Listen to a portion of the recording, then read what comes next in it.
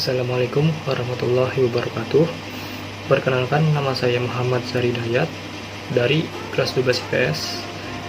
Di sini saya ingin menjelaskan mengenai mapel biologi dalam LKS bab 2, yaitu mengenai evolusi yang ada di LKS kelas 12 semester 2.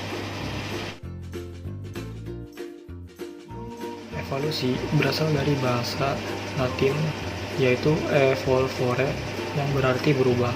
Secara harfiah, evolusi berarti perubahan.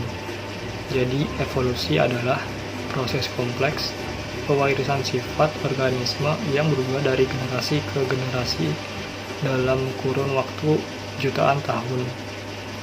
Evolusi biologi mencakup dua peristiwa, yaitu yang satu, evolusi anorganik, merupakan evolusi mengenai asal-usul makhluk hidup yang ada di muka bumi berdasarkan fakta dan penalaran teoretis. Yang kedua, evolusi organik, yaitu evolusi biologis, merupakan evolusi filogenetis, yaitu mengenai asal-usul spesies dan hubungan kerabatannya. Berikut teori dari para ahli yang menjadi dasar dari teori evolusi. Berikut salah satu teori, yaitu yang pertama, teori Erasmus Darwin, yaitu Erasmus Darwin adalah kakek dari Charles Robert Darwin, seorang tokoh evolusi berkebangsaan Inggris. Teorinya berdasarkan bahwa evolusi terjadi karena bagian fungsional terhadap stimulasi adalah diwariskan. Ia menyusun buku yang berjudul Zoonomia yang menentang teori evolusi dari Lamarck. Berikut macam-macam dari evolusi. Yang pertama, evolusi berdasarkan ahli hasil akhir.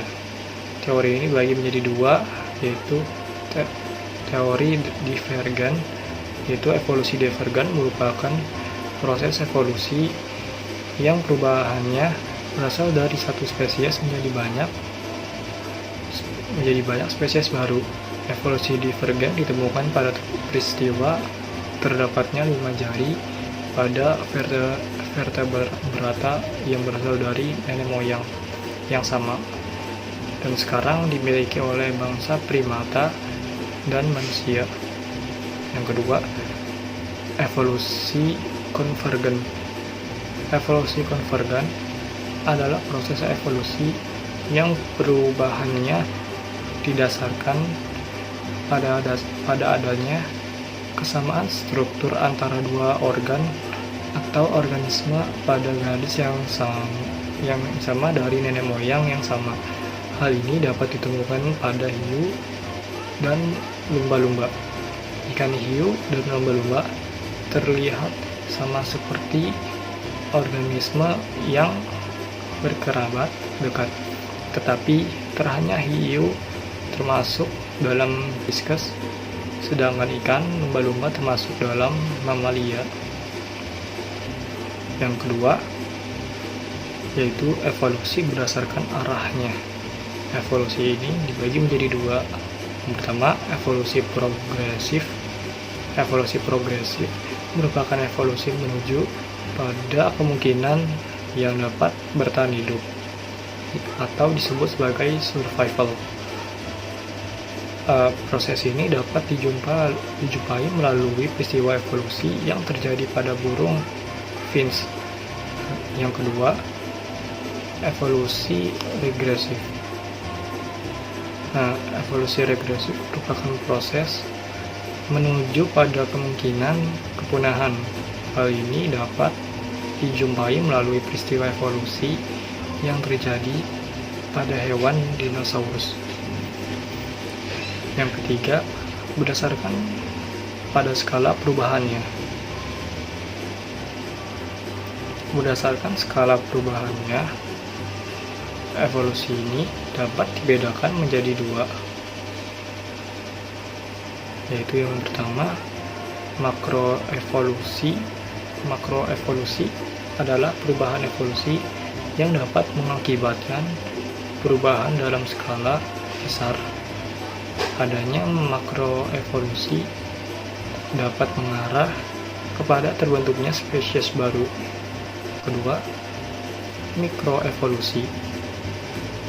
Berkebalikannya dengan makroevolusi, mikroevolusi adalah proses evolusi yang hanya mengakibatkan perubahan dalam skala kecil. Mikroevolusi ini hanya mengarah kepada terjadinya perubahan pada frekuensi gen atau kromosom. Terima kasih, kurang lebihnya mohon maaf. Assalamualaikum warahmatullahi wabarakatuh.